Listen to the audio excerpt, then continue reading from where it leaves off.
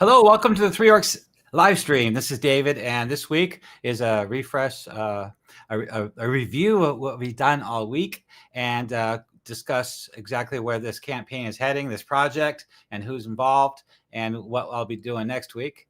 But before I do any of that, we're going to have a special guest on the live stream for the Living Greyhawk, from the Living Greyhawk campaign for this campaign project, which is the Verbobonc Campaign Guide 576 Common Year, which is basically a sandbox version of the Temple of Elemental Evil by Gary Gygax in 576 to 579 Common Year. Now, the box set is 576 Common Year, but if you read the module, it's supposed to kind of start in 579 Common Year, which everybody keeps reminding me. But the campaign can be used in any timeline, even for Dungeon Masters that run their campaigns after the wars, like 599 Common Year or 600, they can still use this website, these locations, these NPCs, these organizations. They still exist in the campaign world. There are some changes. I know there's a couple of towns that didn't exist until a certain date, and some of the NPC, I had to adjust their ages, like their age for like Lady Eleanor.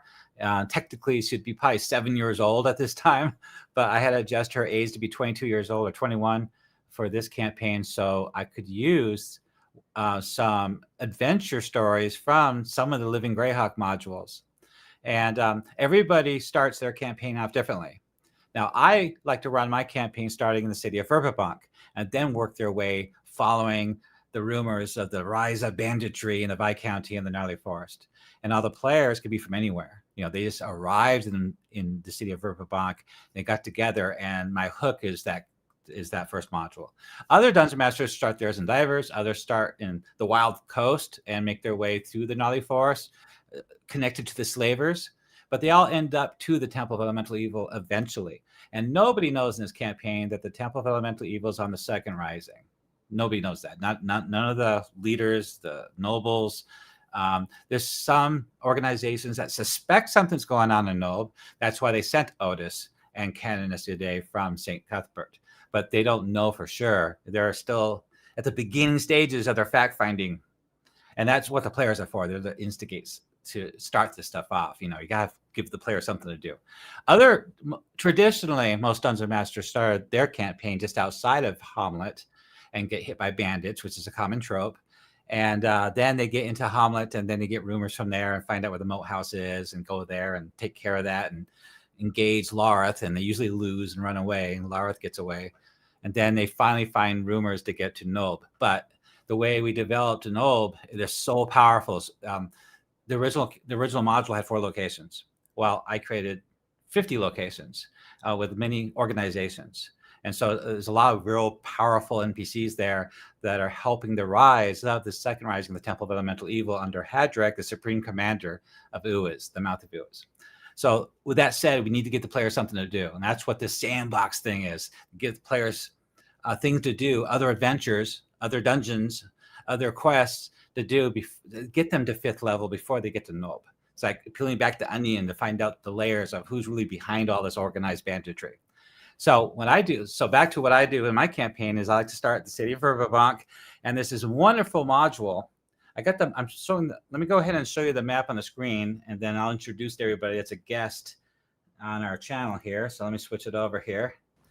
So I'm sharing the map of the Viscounty here, and I like to start my campaign in city of Verbobonc with a module called Noble Ambitions, written by Rick Bruner.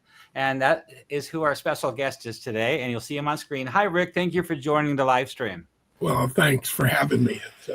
It's nice to be able to talk about it after 25 years. Yeah, it's been a while. I also have another guest that's a Dungeon Master currently running this campaign. And there's some other Dungeon Masters also running this right now in various stages of the campaign. And they're on our Three Orcs Discord channel. And we talk about this every day, all day long, asking questions, creating articles, NPCs, organizations, putting this all together, throwing out ideas, and just working on this constantly. It's a lot of work. And we're always looking for more people to come join us, to collaborate with and join the conversation and work on this campaign.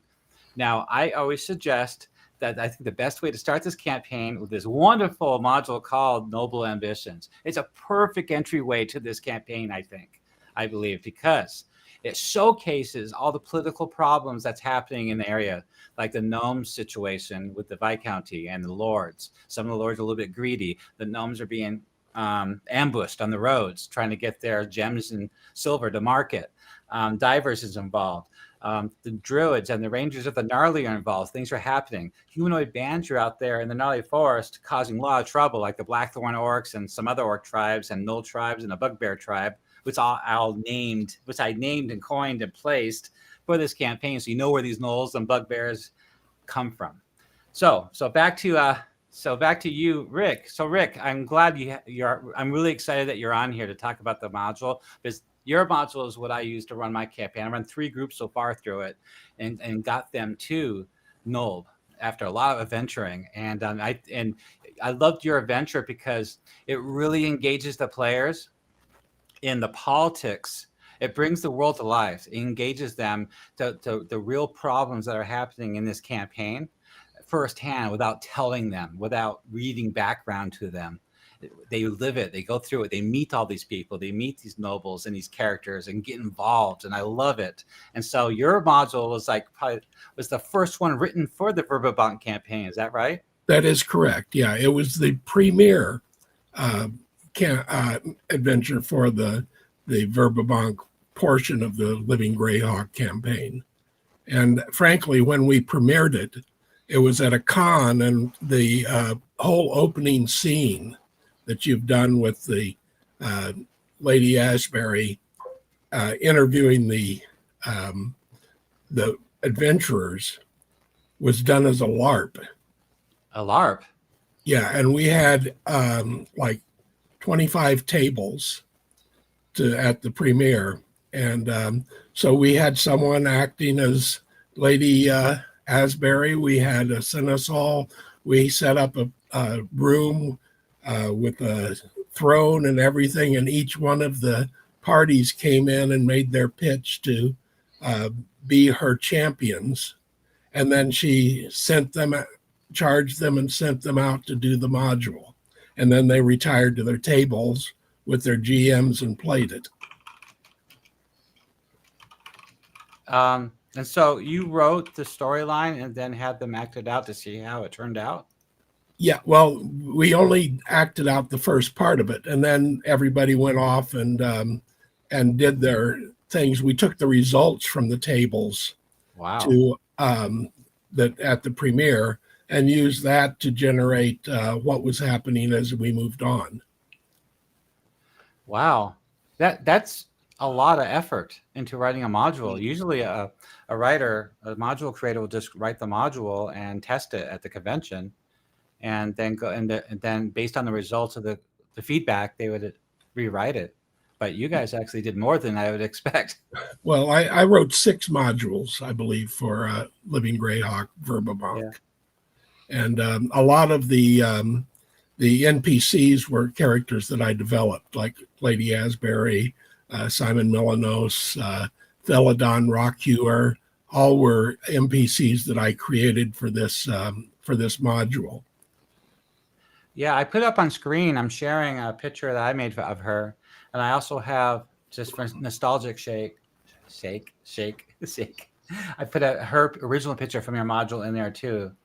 And I'm on my website. I rewrite everything, not just to rewrite it, but to add more, to expand the lore, but not just that, but to integrate it with the greater campaign. Right. With all the different organizations out there. So that's why this article is so much bigger than what you've seen before. And I also put spoilers in there too. And I add a little bit of hints and spoilers I got from other modules, connecting it all. And I also write a lot of dialogue. So like you did that role-playing scene, the first scene at the inn, Jolly's Inn, where the players were being questioned to be hired, right? Right. That's cool. And I rewrote all that dialogue so I can use it for role-playing and my games. Right. You know, I was thinking what these NPCs would say, and I wanted to make my players laugh. So I wrote all that out so it could help me role-play it when I ran it. Yeah, it was an interesting collaboration. We had the way the setup, the region was set up. We had a triad, 3 people who Yeah. actually knew what was going on, and then a whole cadre of writers, some of whom you've been in contact with, Sure. Ron Laidman, and I don't know if anybody is still in contact with Mike Breslin, but he was the head of our triad. I don't think I can get hold of him. I got hold of like 3 or 4 guys, but not all of them. And only the triad had the full information. They kept everything very close to the vest. Oh. And in fact, we were getting most of our information about third edition from a guy named Eric Noah, who had a website that talked and speculated about third edition and what was going to happen with it. And he would drop snippets, and we had a suspicion that WotC was feeding him stuff, because some of the stuff that he came up with seemed really suspiciously close to what was actually happening. I think eventually he sold that that website that he had, and it became EN World.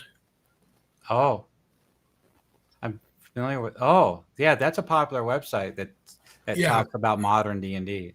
Yeah, and I believe they have a room for everything, but that's most of their subscribers are modern D&D. So we worked pretty much as a team. We did a lot of play testing of our own modules within the group.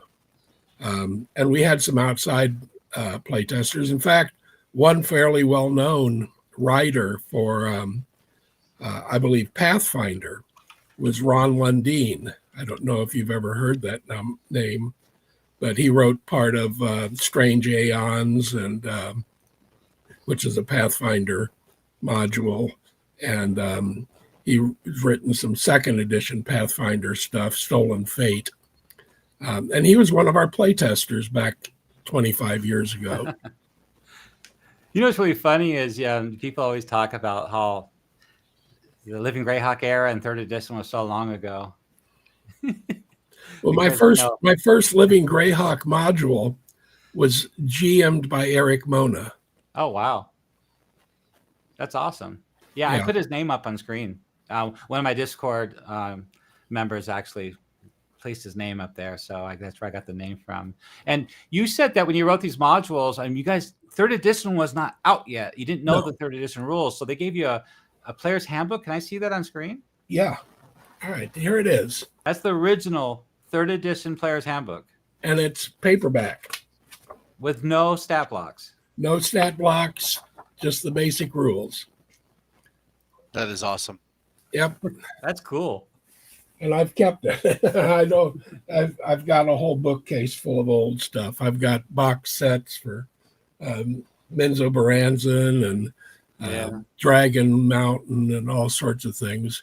Not as extensive as my daughter and her husband, but I have my own little library.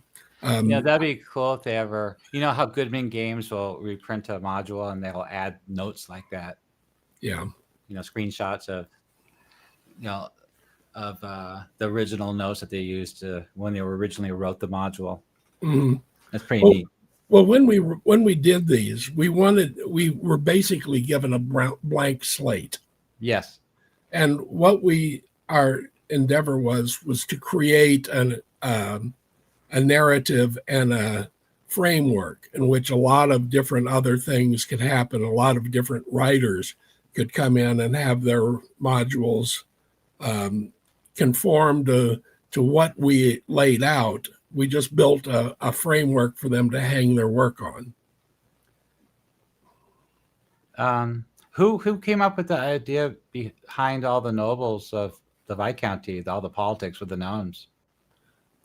Well, that was one of my. There was always the motto of Verbobonc is men and gnome. I'm trying to remember what it was. Stone and stone. Yeah, it's on my website. It's on the website. I can't. I have not played Living Greyhawk since the campaign ended, so I don't remember a lot of it. But um, that was built in, and then the rest of the stuff, the interactions, are things that we added based on that framework. So the whole conflict with the gnomes and the greed and all of that were stuff that we added to the campaign. Yeah, you guys were pretty inventive, imaginative. It just so much real related to real history of how nobles and also fantasy literature too, how you guys how well developed all that became to being, and then you really pulled that together in that first module. It was really impressive. It inspired me to write all that dialogue. Yeah, and I'm glad it did, because that was the whole point. We wanted to inspire people to explore our portion of Living Greyhawk. That was our goal, and we wanted them to play the modules, write their own modules, take it home in their home games, and do things with it that alter what they needed and take what they wanted out of it, and just make a good experience for their players.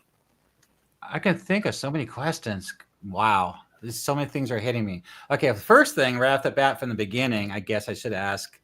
You said blank slate, but not really, because you still had the canon from the Greyhawk Wars. So you had to use that, right? Yeah, we did have that. I mean, and that plays in later on to some of the storylines, particularly in the dynamic between Lord Melanos and Lady Asbury. Yes. And there are other things that are involved too. I mean, the battle, the final battle at when the Viscount was invaded by the forces from the Tomb of Elemental Evil. Yes, Battle of Emerald Meadows. Yes, and that played into the storyline that we developed as well. But as far as the other things, we nodded to them, we acknowledged them, but we went our own way and we wrote them in, so it made sense, but we didn't dwell on them. Yeah, I think as a player, you would expect more connections with the Temple of Elemental Evil, but I can see how you put all that behind you guys, because there's so much later in the timeline, and it was put down already after the Second Rising, and you had to come up with new adventures and things that are happening in the land. Yeah. Besides that old temple place, and specifically the village of Nold, which I think you guys pretty much ignored of all those modules. Yeah. I mean, we, like I said, they wanted something that was distinct from the Temple of Elemental Evil. Okay.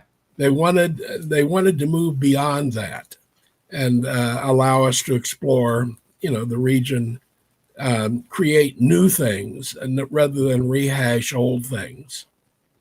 Well, to tell you the truth, the reason it's so useful to me is a couple of things. I explain this all the time on all my videos, and you don't know who new is going to be watching, so I have to explain it and to see where I'm coming from.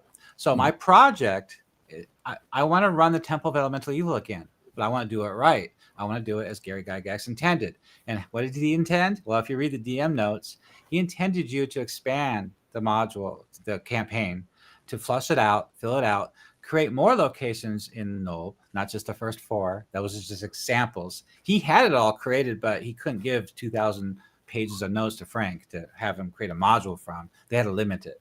So they expect the Dungeon Master to expand all this. Also, just like Hamlet was. But also, there was more than one outpost out there besides the Moe House. The lesser cults, like the Air, Earth, Water, and Fire, had some outposts out there too. Maybe they're just raiding post or something like Lareth's is. Mm-hmm. But anyway, they expect you to do all that. So as a Dungeon Master, that's a lot of work. And a lot of people don't have time or the imagination to do it. So that's where I come in. I've been working on this for 7 years. And what helps me a lot, now I have a reason for this, is the modules from Living Greyhawk, but not just that. What happened was Anna Myers took all those locations for her map and she placed them. So that kind of cemented those locations in canon. So you could say, give or take Living Greyhawk as canon. It's up to you, depending if you want to use it or not. It's not published, so you can't really get it. So you could, even if you wanted to run it, you can't run it because you don't have those modules. But when she placed those locations on the map, well, that's it right there. So that did a lot of the work for me. These locations have been placed with some more roads and more streams and rivers and a lot more detail to the landscape. That helped a lot. And so what I did is I reviewed the modules I had, and it's just a brief paragraph like of Penwick or Sir Knob. There wasn't a lot of information. And so what I did is I took that information and I expanded it 100-fold. I created all the NPCs and all the locations, all the shops, all the organizations, all the leaders, quests, hooks, maps, dialogue, a lot of work. I spend 3 to 6 hours a day for the last 7 years working on this stuff. And I try to get as much help as I can from you guys, the guys on Discord. And I try to encourage everybody to help out and give them credit. And I've only been denied one time from somebody that didn't want their stuff done. But everybody else has been very forthgiving and helpful and wonderful to work with. And that's why. So what I'm getting to, the point I'm getting at is, if it wasn't for your Living Greyhawk modules, this campaign project world, which is fan content, by the way, it's free for everybody to use, would not be as possible. It would be much more limited without your guys' work to help flush this out. So I used it to flush out this campaign, not the campaign timeline that you guys originally wrote them for. Sure. Yeah. That's what I'm trying to say. Yeah. No problem. I mean, because, most of us didn't have much ego involved in what we were writing. I mean, it was a collaborative affair. We talked among each other. We traded ideas. We traded NPCs. Everybody used everybody's input. And so we were more concerned with creating an experience for our players rather than, we were getting paid nothing for these. I mean, you didn't get free admission to the convention? No, what we got was we would occasionally get a prepackaged module, a D&D module. No way. Yeah. I mean, I did when third edition was premiered, I was at Gen Con in Milwaukee, but I was there. They brought me in to teach people how to create characters. And I sat at a table all day with people going through the rules on how to create their character. And that got me free admission to the con. And I got to play 2 modules, one of which was the Premier Greyhawk module with Eric Mona. That's awesome. The other one was run by Ed Greenwood, which is the Living Cities module. That's great. Yeah, I've never met him. I'm West Coast, so I hardly ever, I never made a lot of money in my career as IT, so I never really had the money to go back east. But I did all the conventions out here, and typically out here, if you volunteer for 2 sessions, 2 events, you get a free pass to come to the con. That's how we used to do it. Well, it used to be, depending on how many slots you filled, you could get a room too. A room too? Yeah. Dang, no way. Yeah, I did that for the first Gen Con, but they forgot to book any rooms in a hotel. So we wound up in dorm rooms at Marquette University. It was the middle of summer. They had no air conditioning. Oh, man. But, anyway. I lived in the Midwest, so I was going to Gen Con. I was going to Origins over in Columbus. I was going to Winter Fantasy, which was really an excellent con in Fort Wayne, Indiana. It was RPGA's main con. You'd go there and you'd play all the Wizards of the Coast, Living Force, Living Cities, Living Greyhawk. And that's where Living Arcanus premiered, which was by Paradigm Concepts. And that's so cool. You know, it A was hotbed. it was a lot of fun. We had cons in Chicago, cons in Southern Illinois, cons in Indianapolis, and there was a lot of activity. Back in the late 80s, cons were up to 5 in the West Coast, 5 to 10,000 people would go. And then towards 1999, when EverQuest came out, the cons were down to 500 people coming. Yeah. Members. Well, the last time I went to Gen Con, there were 50,000 people there. Well, Gen Con's a whole nother ballgame. I'm talking about regular conventions. Not the big ones. Yeah. But I'd like to ask more questions about your writing with this module. But before I do that, anybody on the Discord or anybody on YouTube, if you have any specific questions about this campaign or this module, now's the time to ask, and we'll go ahead and ask them. And also you, Hearn, I know you're running this right now, so think about any questions you want to ask him too. But I want to start off with the first question is, when you wrote this Noble Ambitions module, what literature did you borrow from to give you the idea to do an encounter like this with a noble? And what kind of experience in your past got you to think of this up to create this kind of encounter? I mean, I was a communications manager in college, and I major in college, and had worked at the corporate level for communications and writing. That was something I did a lot. I also took a lot of courses in political science. Okay, that's where the politics are from. Yeah, politics and history. I did a lot of European and medieval history courses, and even Japan and China. And so I had all of these influences when I began writing things. I continue to write. I just don't publish anything now anymore, but I write for myself. And I had these, and I grew up in a lot of different places in the United States. My family moved around a lot. In fact, I attended 17 schools before I graduated from high school, including 3 different high schools. And I've seen a lot of the country. Met a lot of different people. And I think that experience helped me, with character development and people that I'd met, people that I hated, people that I liked, people that I loved. And all of that influences, your experience and what you wind up putting on the page. Plus, I started playing role-playing games back before D&D. When I was in high school, we'd pull out, Fritz Lieber or Tolkien or Howard, and we'd build games based on what we perceived those mechanics to have been. I mean, I stole 2-sided dice from my mom's mahjong sets and things like that. And, you just, it was an imagination, and it lets you think about, what kind of worlds you would want to build if you could build your own. And Living Greyhawk, kind of gave us that opportunity.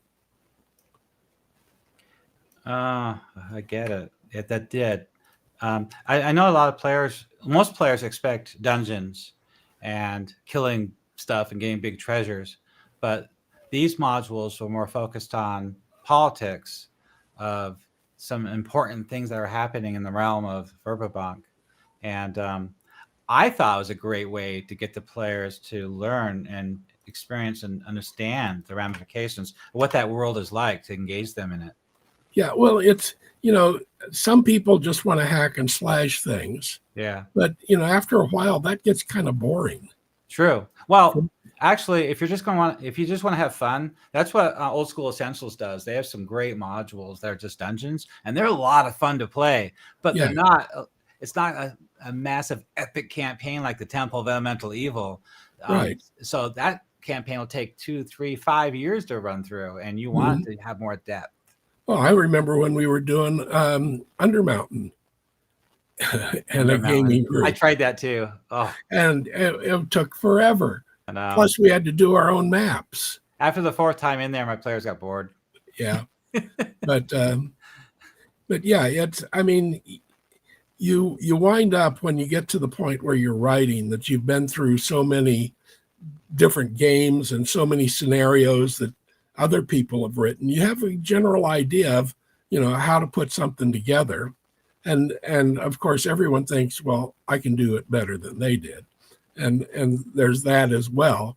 And Yeah. I hope that there are people out there that are reading what I've written and say to themselves, I can do that better. And I say, go for it.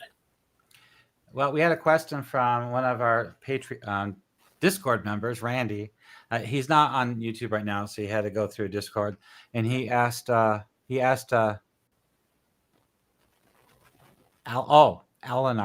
There's a character named Alanard. Is that the same person as Simon Munis? Eleanor Ashby. That's Lady Asbury's full name. Eleanor. No, Alanard. I put it in chat. Alanard. Let me look. Alanard. I think he's the brother to Simon. Someone may have added that later. Yeah, I think so too. That name came up in another module. I don't know what module it is. I'm sure he'll tell us, but he went. I'm not sure. Because that's the problem with Living Greyhawk modules when you're trying to do something with them, like my project is trying to weed out the cross-reference. Sometimes it's not quite the same lore consistency. And so I spent 7 years going through it, trying to, make sense of it for this campaign world I'm running. Things like that. Like exactly where is the barony line for Lady Eleanor, Lady Asbury, House Osbury's lands? Where is that border? And nobody knows. Nobody knows, right? Yeah. And so I just placed it right down the middle of Penwick. Yeah. Well, in a way, you were asking influences. Yeah. Eleanor Ashby, Eleanor of Aquitaine. Oh, that's where you got that from. Yeah. Wow. Yeah, that character seems so real. I love the fact her personality. In fact, I studied posh. I studied Old English, how to talk like a noble, and I wrote down a lot of phrases, like hundreds of them. Did a lot of research, and I tried to punctuate them correctly and talk like her while role playing. And I had them as reference, and I created some great dialogue for her, so she could speak that way, like a legitimate noble from back then was talking to you. Yeah, I think I did some pretty good work with that, and it's all in my DM notes. That's why I was thinking that it might be a good idea to take this module and write it for this campaign, because I can add all my artwork, the maps. I already made a map of the dungeon, by the way. I don't know if you remember, I showed that to you before. Yeah.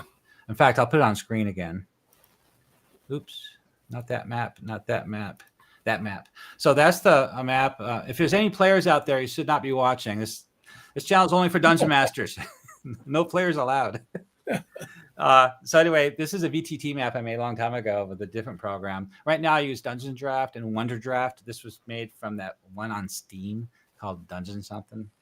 But it looks really good if you zoom in and use the Fog of War. Like that room right there. I had some other Dungeon Masters running it too on VTT, and they loved it. And it's really cool. It's full of orcs. This question's about this too. I wish that other Dungeon Master was here.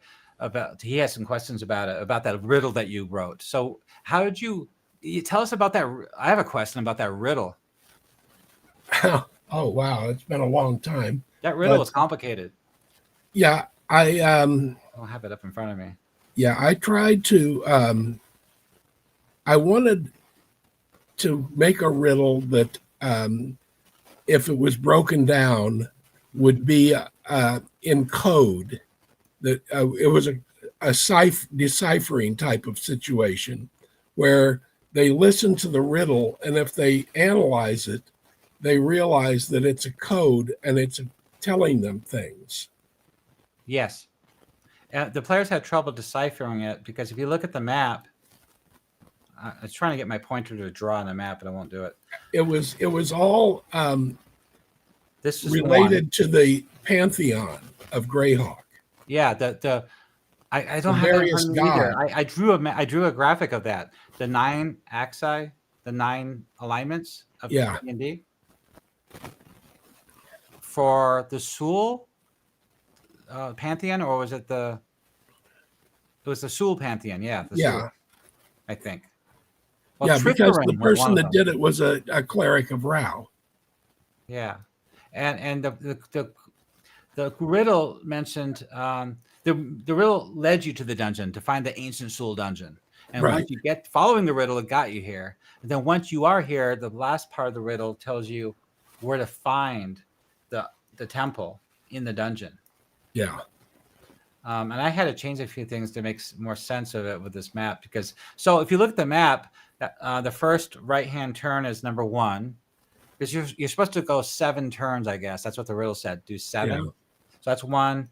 This one is 2. This is 3, 4, 5, 6, and 7. So the 7th one, you go down the long hallway to the temple, and then I added something here. The entrance into the temple, I added 2 columns of shadows trapped into the columns. These Mhm. shadows were floating around in the columns trying to escape, and they were the temple guards, really. And if you were not evil, they would be released, and the shadows would attack the players. And that was really scary for the players, the way I described it. Yeah. So that's what I did.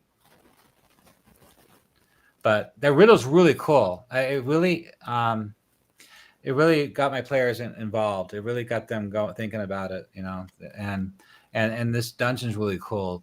Did you draw this map, this dungeon? Yeah. It's interesting. Oh, so what it would have been more interesting, and you said it, but you just didn't do it, is location number 6 it's just rubble, dead end. And you said in the module that you could add a second level here. And I did add a second level, but I borrowed the map. I didn't make that map. Yeah. And number 7 right here is a pit trap. And at the end of this great hallway is a pit trap. At the end of this is a pit trap. So those pit traps will drop you into the second level. And as any old school D&D is, that second level is deadly. It's some really horrible undead down there. And that's what I did in my campaign. Yeah. I like that. It was cool. It's a lot of work to create another level, and I just never got around to it. So I just borrowed somebody's map and I rekeyed it. But if I were to re-release this, I guess, or put it up somewhere, I'd have to make that lower level map from scratch. Yep. Just to let you know. I don't know if I want to do that. It's a lot of work. Well, I didn't want to try to send first level characters down into the second level. Well, that's the thing about old school D&D. It doesn't matter. See, like the Keep on the Borderlands. The Keep on the Borderlands does not carry your first level if you actually get down into the maze where the Minotaurs are. Mm-hmm. They don't care. It's your problem. You shouldn't have went down there. They gave you rumors. Don't go farther into the caves of chaos. So if you happen to fall into a trap, you don't die right away, but you do get down to the second level, and there is a chance to get out. Yep. You just got to play well, right? Right. So that's the key about old D&D. Yeah. It's not about well, we had total TPKs just in the dungeon I created. This dungeon, who killed all your players? The orcs? Yeah. Oh, we got a whole bunch of people going off in the chat here. So Randy said, seems like the riddle didn't match the map. Well, I just counted 7 turns, so it did kind of match, except for the very end was a little bit off, I think. And so we have God, look at this chat here. So Randy said he's from Fort Wayne, and he ran a ton of the RPGA modules back in the day. And then Sarge said Elinard Linus was a typo. And Randy said, seems like the riddle didn't match. And then Sarge said, my players have fun figuring that out, the riddle. Mine did too. I helped mine. I created a chart of the 9 alignments, and I gave it to the cleric. Cleric has religion. Yeah. Lore. He knows that stuff, so I gave it to him. You can give it to a paladin too. Then Sarge said 653. Oh, Trithrin. Yeah, Trithrin wasn't the Sul pantheon. And then Sarge says, I didn't know find a map online, so I invented my own. You should have found my map and used a cavern complex for the corridors. And yeah, my crew does get to the second level, it'll be a deadly undead down there. He has the same idea. Nearly killed his party. All right, so I'm sorry, Kern, you've been sitting here quiet this entire time. I think we should give you a chance to introduce yourself and maybe ask Mr. Rick Bruner a question or two. Hey, no problem. I mean, he's got a lot of really interesting information, and how often do you get to hear from Rick, right? I know. So, I am more than happy to sit here and be quiet. But so, Herb, please introduce yourself. Tell us about your experience, how you started playing D&D, and why you're running this campaign, and how your players are taking it. Okay, well, my experience with D&D is back in, I believe it was 1981 or 1982. Oh, you're a late bloomer. Yeah, I was 11 years old, 11. And my friend and neighbor, he had just gotten the red box set, and we dived right into it. And my first module was Keeping the Borderlands. But yeah, that's how I got my start, and I got into DMing, and well, it's been a couple of years, and I'm still running games more than just D&D. But the campaign that I was supposed to start last week, a bunch of people had problems. Only 2 people could show up, so we just did a little, touching up on characters, working on character development, and we're kicking off in about 13 hours from now for our first session with everybody together, and we've got 6 people. One is going to join as soon as he gets a new microphone, so hopefully that's not too long. But yeah, I certainly hope that the 6 of them can get away with things. I'm How starting. How far have they gotten in the campaign so far? The recruitment. Oh. So the Viscount of Verbobonc has used a cutout man to recruit the party, and they are supposed to go and quietly investigate the bandit raids that have been going on along the roadways around Hamlet.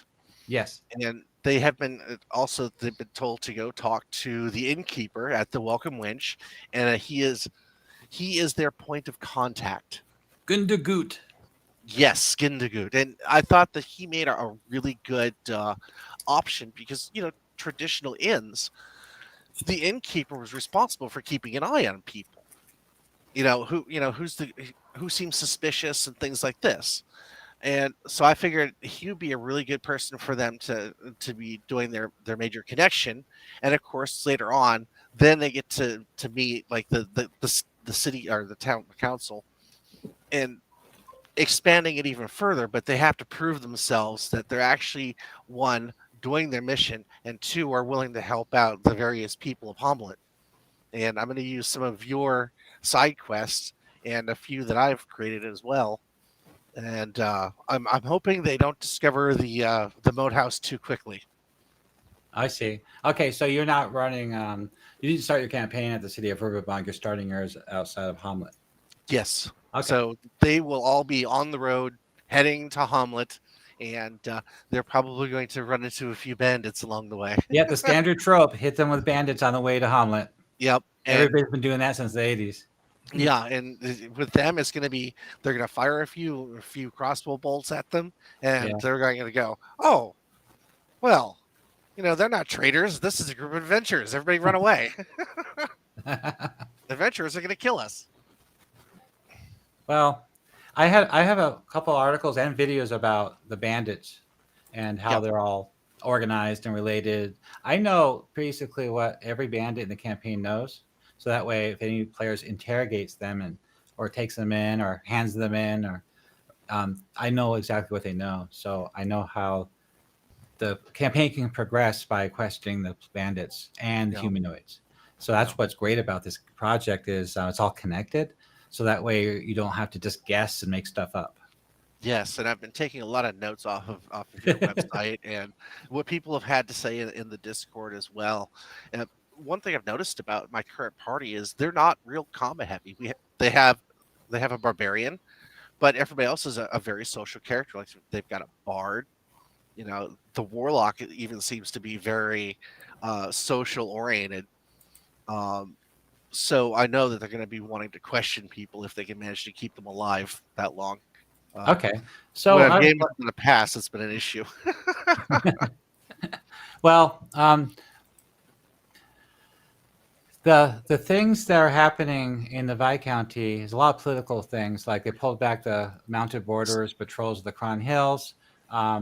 The temple agents and bandits are attacking and attacking the merchant caravans, not just humans coming from the Wild Coast or divers or Viscounty to Osfric and back up the Long Road, but also the gnome caravans too. So even though you didn't run Noble Ambitions or any of those other modules that start in Verbobonc, these things are still happening in the campaign world, so you can still hit them with all sorts of different factions in the campaign, and they can learn more about the campaign that way too. Speaking about the gnome caravans, in the dungeon of the Moat House, one of the captives that's being held there is a gnome.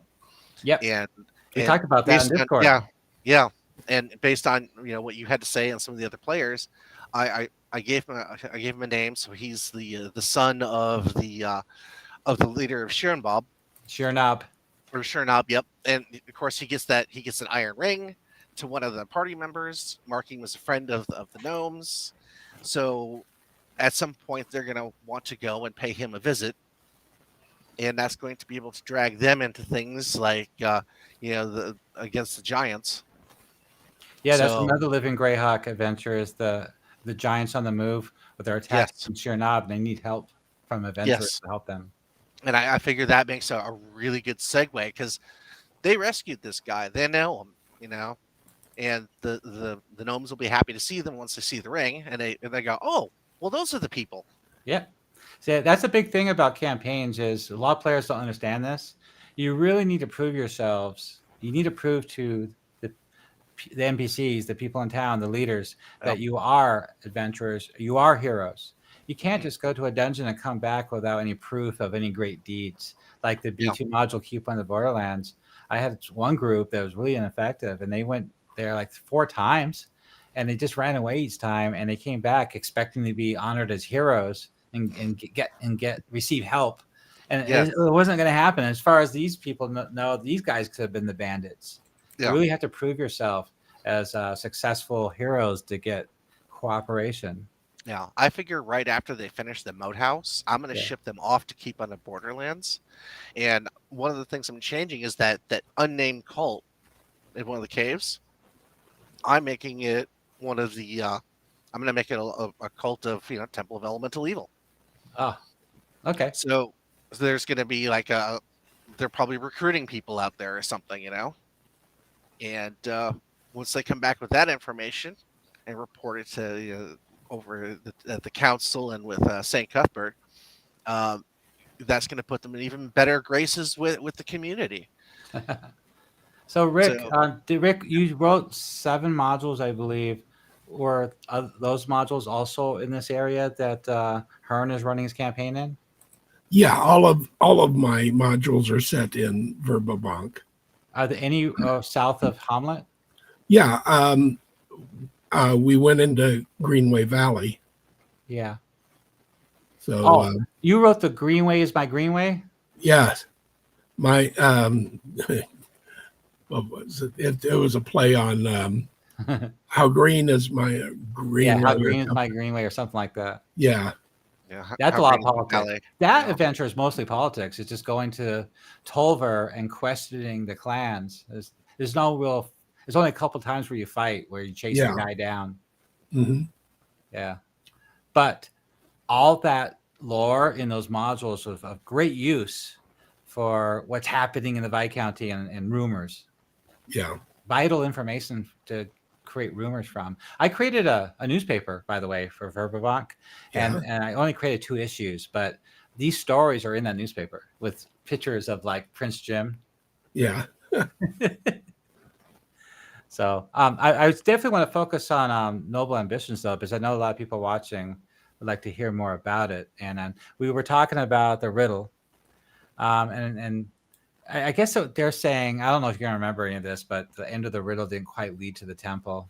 Well, the riddle leads to the temple. It doesn't lead once you get into it. Ah. Oh. You just got to find it on your own once you get into the temple. Yeah. Okay. Yeah, in my version, I added quite a bit. I keyed that whole module on my website.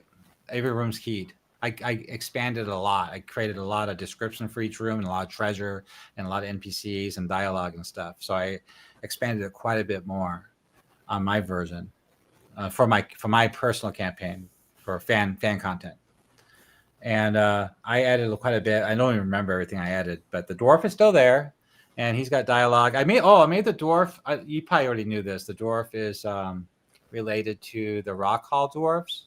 Yeah, that was originally part of his thing. He was from the Rock Hall dwarves. He was out looking for a place to create his own forge. I thought originally he was adventuring. Maybe I made this up. He was trying to find the lost city of the dwarves. That was his mission. He's been gone a long time. Maybe I made that up. I was trying to connect the Dwarven Line series with this. That's probably why. So the reason I did that is because what if there was a dwarf player in the campaign? I want to give him something cool. So I thought that dwarven storyline was really cool. I hooked that up. I hooked it with this character in case there was a dwarf and they became friends, and then it led them down that road.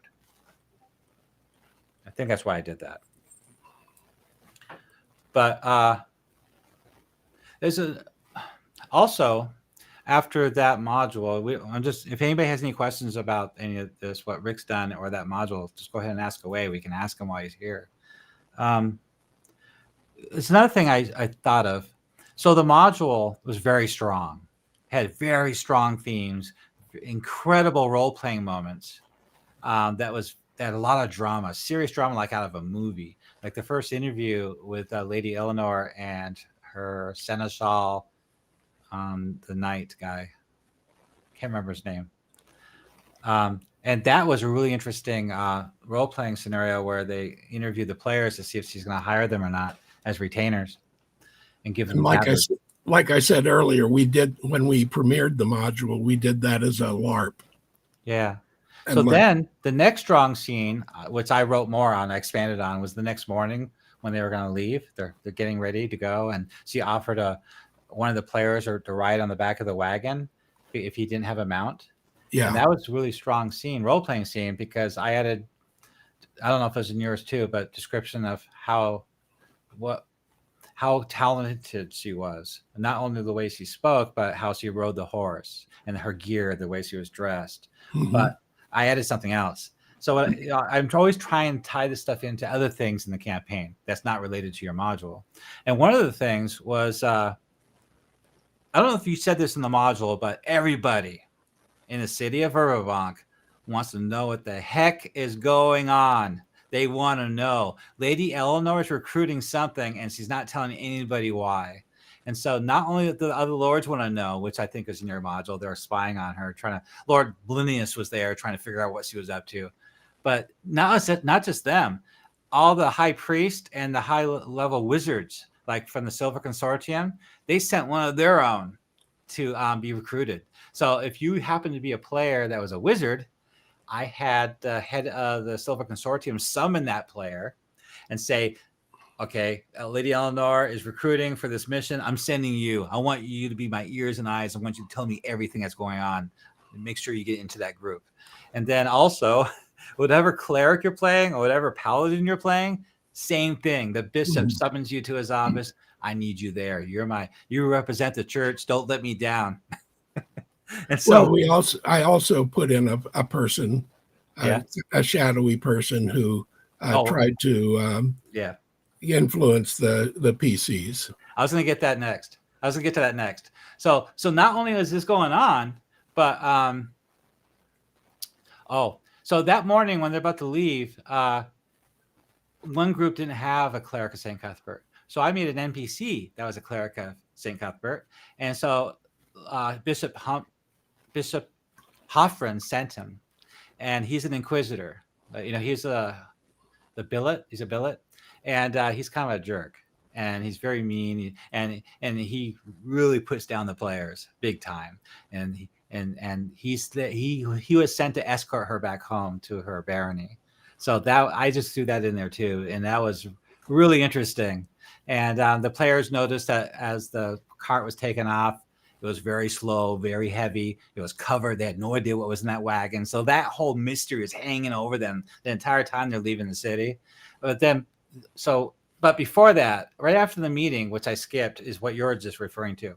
So this assassin thief person snuck out of the shadows of an alley and whispered secrets to one of the players, caught him alone and told him, don't trust the words he says. He's evil. He's lying. You're just being taken by fools. And that was a really dramatic moment too. That freaked the players out as well. I love moments like that in role playing. Well, but I wanted to sow some doubts. I mean, because in a lot of things, you're in role playing games, you're given a mission and that's what you're going to do. And, we're right. And I wanted doubt. Yeah, it caused drama. Are we doing what is right? Is this really something that we should be doing? And I wanted to sow that early and then let the players, realize for themselves what was going on. Something like that mechanic, the role-playing mechanic, is really important because it gets the players more engaged. It gets them thinking, curious. Yeah. Something's going on here. Something really big, something really dramatic. This isn't just wishy-washy hand-waving junk that we usually get all these years from most modules. This is a serious consideration. Yeah. And the players loved it. I added a lot more than that, of course. Yeah. I added the events of the gnomes in town the day before. The witness of the arguments on the streets with the gnomes and the humans. The agent of Uis that was at the St. Cuthbert Church, and he caused a riot. And they went storming off to look for gnomes to throw them out of the city. I added all that to my campaign. Yeah. See, one of the things that you had advantage of that we didn't have when we were writing these is these modules had to be completed in 3.5 hours. 3.5 hours? Yes. Are you crazy? That's faster than me, and I'm fast. Yeah, they had to be completed in 3.5 hours to fit into the con slots, which were 4 hours each. That's crazy. I can do a character an hour, an NPC. Yeah, I mean, but that was we would have loved to put a lot more stuff into them, but we were constrained by we tested them in play tests to make sure that and cut stuff if necessary to so that we would fall within the time parameters that we were given. Oh, I see. Let's see if I can't. I can't share this. We have somebody in Discord asking questions, but I can't share the image. I get that. Wait, I don't understand. I don't get that at all. You wrote these modules. What do you mean 3.5 hours? Don't you just write these at home? We wrote them at home, but they were going to be played in cons. Yeah. And in a con, like Gen Con, you have slots and... Oh, they had to be played in 3.5 hours. Yeah, they had to be played in 3.5 hours. I thought you said write. You had to write them in 3.5 hours. No, we had to write them for people who would play them in 3.5 hours. Yeah, it's a tournament. Yeah. Yeah. That's why that Gnome Giant series, a 3-part series, is three parts in 3.5 hours each. Mm-hmm. Yeah. So it's a 10-hour module, really. Yeah. And, that was one of the constraints we had and what we had to operate. And it governed a lot of what we were able to put into an adventure. I mean, it wasn't like we were writing an AP, which, you could take 2 years to play. This, everybody, at the end of 3.5 hours, everybody got up and moved on to their next game. Yeah, that's tough. I know. I used to do that. Yeah. That's how they wrote the original modules, like the C1 and the C2. Those are tournament modules. Yeah. I don't know if those modules originally from 1980 had a 3.5 hour limit, though. I don't know if they were doing it back then. Do you think? Maybe. I mean, I remember people playing classics back then, which were pre-gen characters, and you'd come in and they'd give you a character, and everybody. There's no way you could do a C1. The C1, what's it called? The Tomb of Tamakan? I mean, that's the way they did it. You couldn't get out of there in 3.5 hours. I know they had the poison mechanic. You'd die in so many hours. Yeah. But yeah, I mean, it was funny that I was back then, the RPGA even ranked players. Yeah, I remember. I used to rank Dungeon Masters and give them awards. Yeah.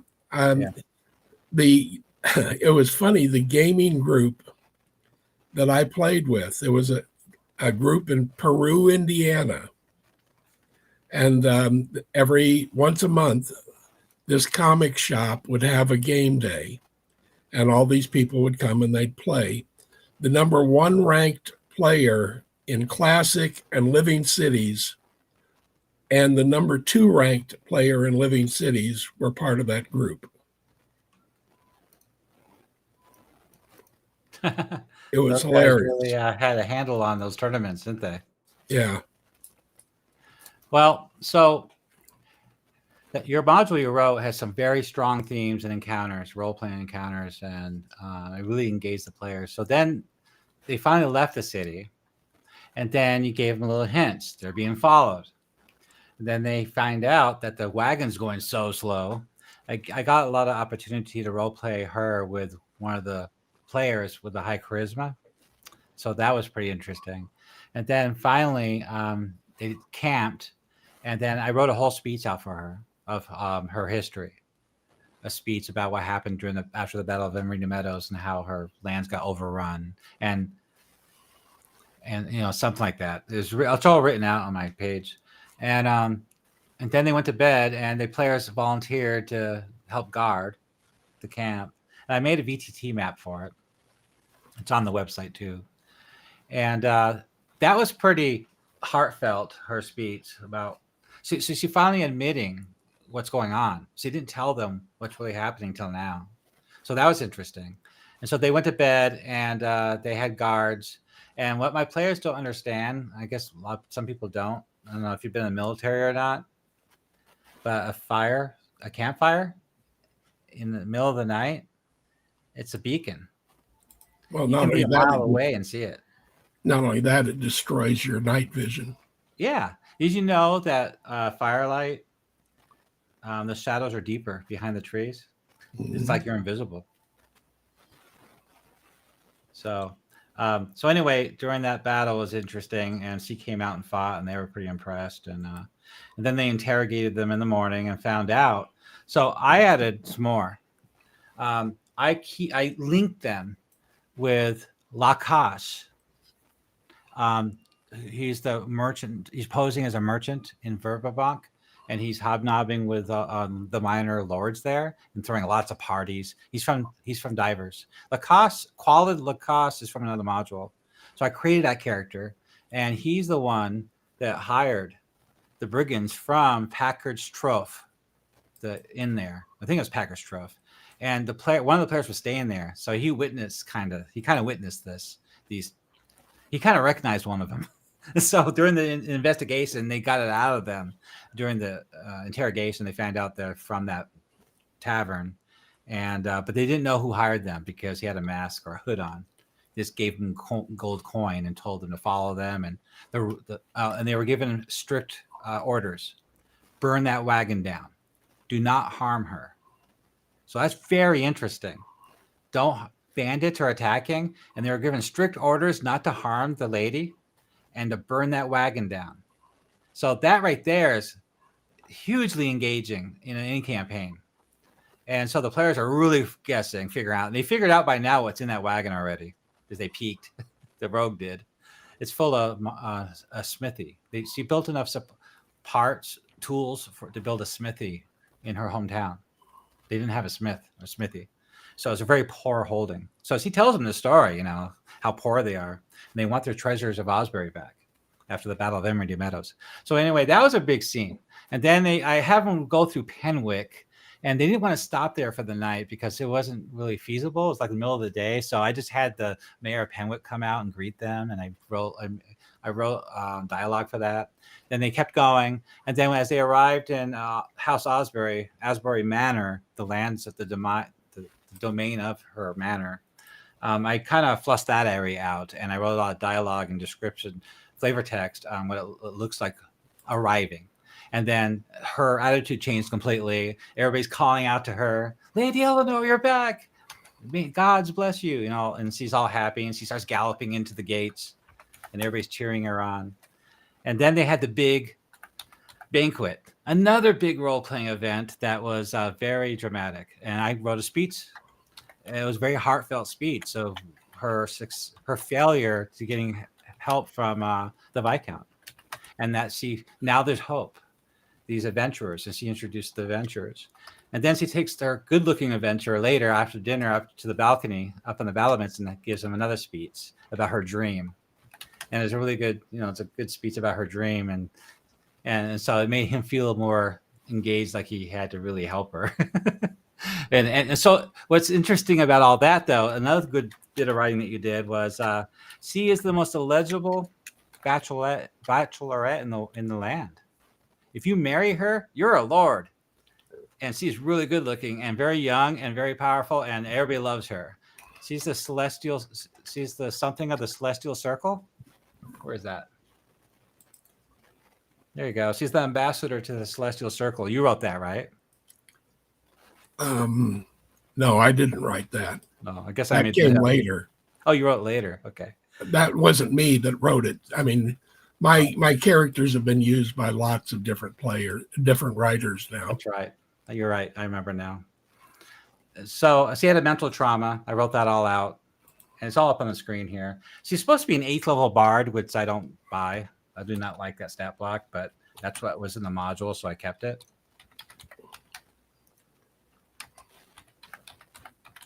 Actually, what I don't agree with is her seneschal, the knight. He's supposed to be a bard. But what are you going to do? So Randy says in Discord that Lady Eleanor is 11th level bard. Yes. Probably a suicide mission to attack her. Hey, Rick, thank you for answering in the chat for me. You're very, very helpful. Oh, so what you're looking at now on screen is the World Anvil public website, fan content. Now, we're all collaborating here. This is all in progress, always. We're always editing this stuff as soon as new information comes to light. So if you guys all think I need to change here, let me know, and I'll do it. Same thing with our seneschal. Where's his name? It should be in here somewhere. He raised her. There it is, Sir Armont. Armont? Yeah, I think Randy posted it in the chat. Yeah, I put him as a 44-year-old dude. Yeah, he was friends to Lady Asbury's parents. Yeah, and they made him promise to raise her well, and he denied. This is another crucial dramatic thing I wrote in all this dialogue. The Bishop of St. Cuthbert and another one insisted that they raise her. And he told them, no, I'm raising her. And he raised her right. She's very well brought up, very skilled, very bright, really smart, and very popular.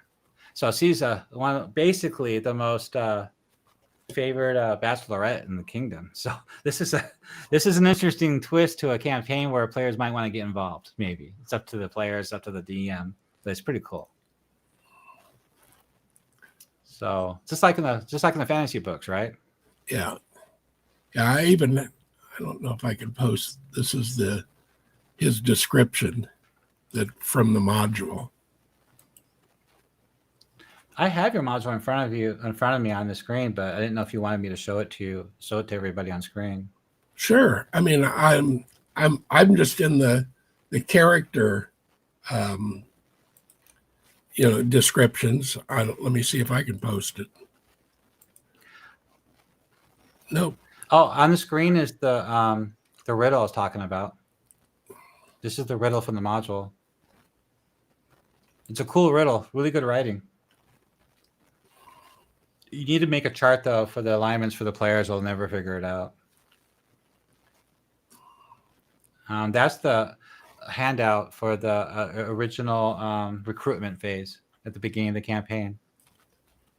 See, it was run at 591 common year. And where is he? I know he's in here somewhere. Maybe not. He might be in another module. Yeah, it's not here.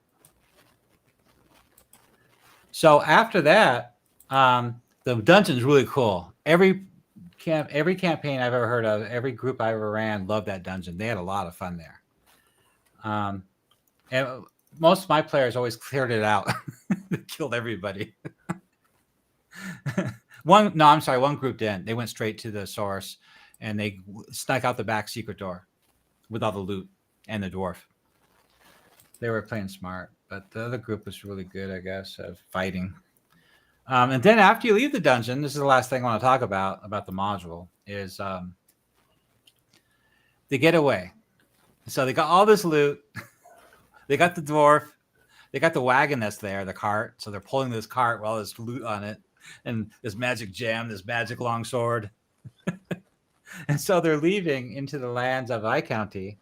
And sure enough, Lord Molinis and his men, all on horseback, are lined up and accosted them, stopped them, and start saying, "I found you, you bunch of bandits. So look like you're absconding with the bulk of her treasure. Hand them over to me." Yep. That's great. The players were freaking out, and he was and the sergeant asked. I wrote more dialogue. The sergeant asked if he should give the command to charge, and so as soon as Molinius raised his hand to give the command to take the players, that's when Lady Eleanor and her retina, her men, came over the hill, and said, and I wrote dialogue for her too. Oh, you wrote it too. You wrote one sentence, but I wrote like a couple of paragraphs. "By what right do you accost men in my service on my lands? You go too far, Lord Blinnis. Take your escort and withdraw immediately." And that's something the players never really face. You got to realize this is her barony. It's her lands. He's an intruder without invitation. That's a big deal in noble circles. Right? Yep. And then she makes a little joke at the end. That's a great module. Really well written. What are you guys writing about? He asked a question about the vision of Melanos and Lady Eleanor, what their dynamic was. And what happened? Oh, so you originally wanted to know what your vision for Simon Molinis and Lady Eleanor was intended to be.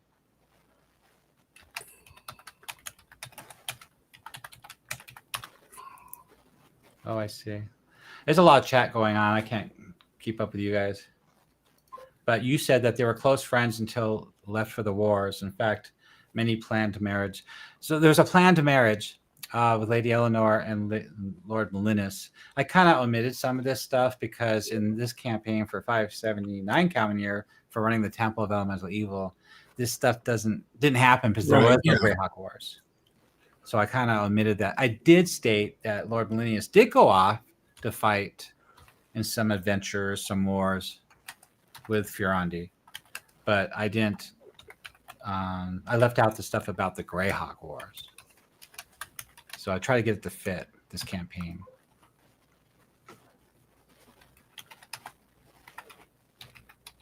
You guys are all going crazy on me here. So in your module, you came up with 4 conclusions, which is really cool. Yeah, by the way, you guys can't get this module. It's not available publicly anywhere on the internet. The only way to get a module like this is somebody would have to have given it to you to run at a convention for the tournament of Living Greyhawk back between 2000 and 2009. If you were lucky, if you were like a triad member, you probably have all of them.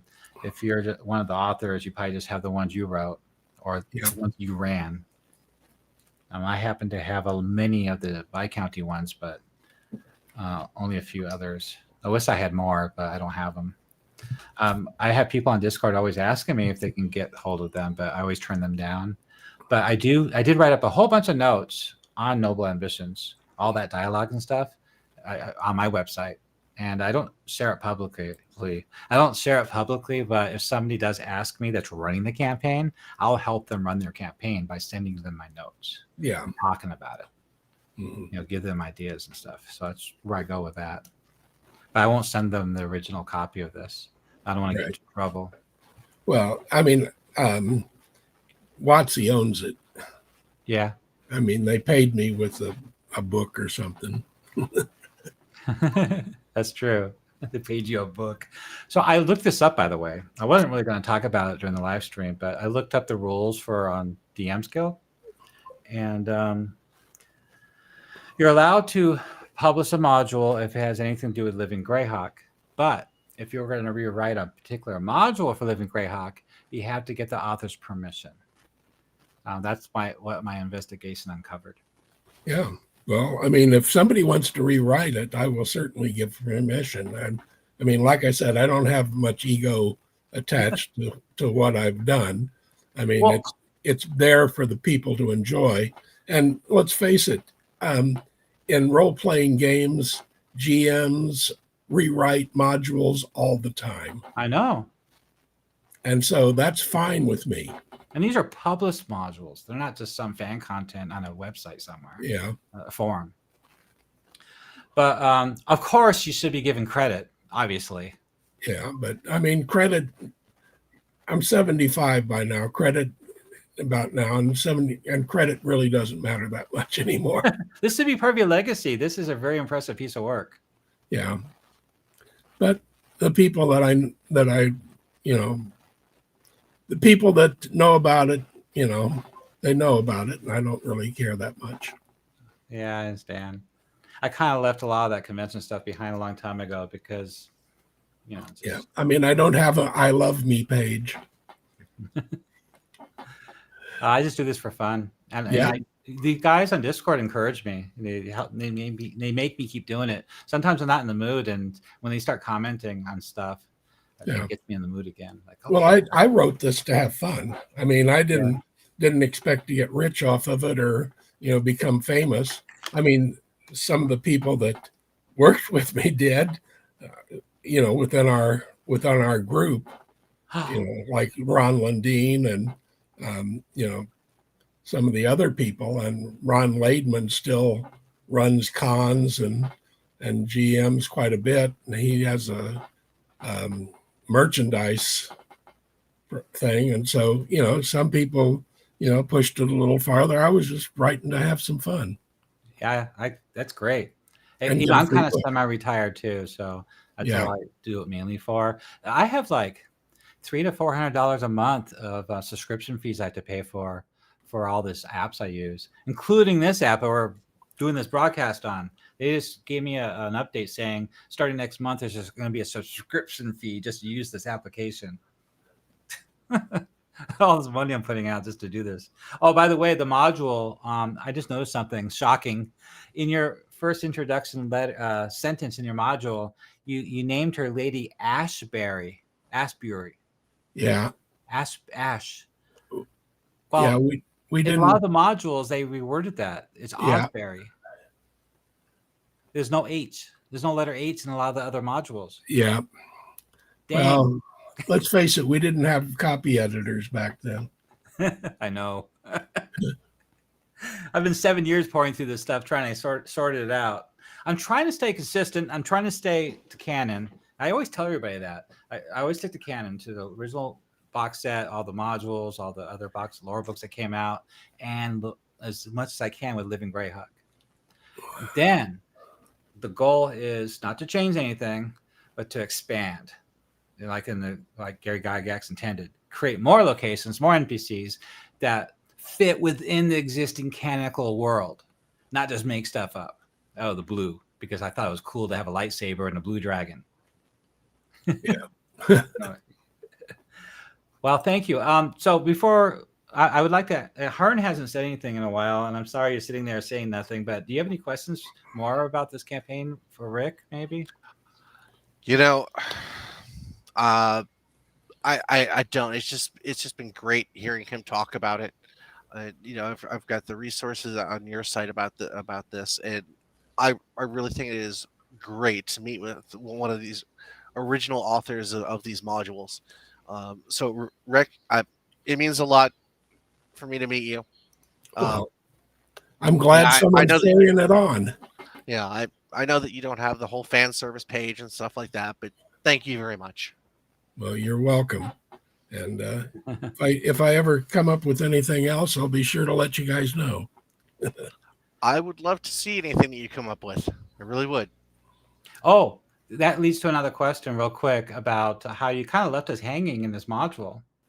I know you wrote more modules, but they're not as connected to this immediate storyline. Well, I didn't have to because there are other people that picked up the storyline after me. And I don't even know what they are. I mean, I never saw them. I had a couple of people contact me later on after I quit doing Living Greyhawk and say, we're going to continue the Milanos, Lady Asbury storyline. Do you mind? Oh. And I say, no, go right ahead. You know, you've got the base characters. You know, I don't own them.